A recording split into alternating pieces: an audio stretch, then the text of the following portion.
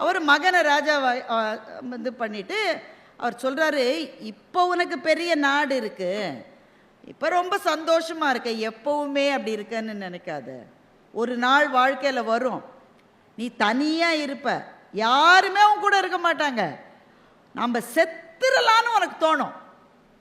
உடனே பையன் மனசுக்குள்ளே நினைக்கிறான், போகிற நேரத்தில் நல்ல வார்த்தை சொல்லாமல் எப்படி சொல்லிட்டு போகுது. இப்போ அப்படி உனக்கு தோணிச்சுன்னா அப்போ இதில் ஒரே ஒரு மந்திர சொல்லை எழுதியிருக்கேன், ஒரு ஓலை, அதை உன் கூடவே வச்சுக்க. அப்படி ஒரு நிலைமை உனக்கு வரும்போது இதை அது மட்டும் பிரிக்காத.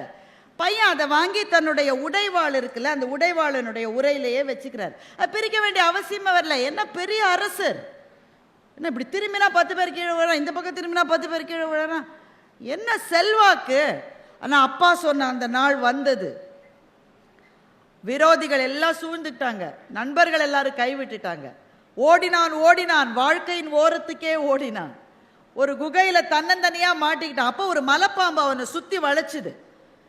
அந்த நேரத்தில் நினைச்சான், இப்ப நான் செத்துடலான்னு நினைச்சான். அப்பா சொன்னது ஞாபகம். அப்பா சொன்னாரு, ஒரு நாள் உனக்கு தோணும் இறந்துடலாமான்ற நிலை வரும்போது அதை பிரிச்சு பாருன்னு.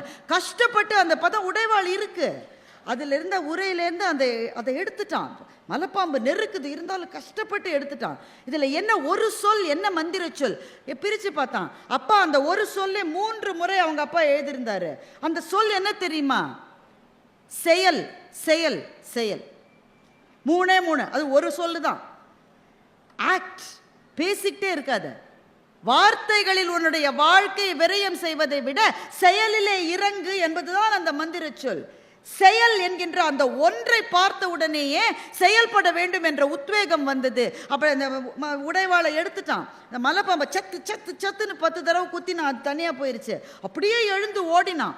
அவனுடைய பகைவனுக்கு பகைவனை இவன் நண்பனாக்கினான். 2 பேரும் சேர்ந்து பகைவனை அழிச்சாங்க. திரும்ப அரியாசனத்தின் மீது அமர்ந்து விட்டான். அப்ப அவனுடைய புதையல் எது? அவனுக்கு இருக்கிற செல்வமா?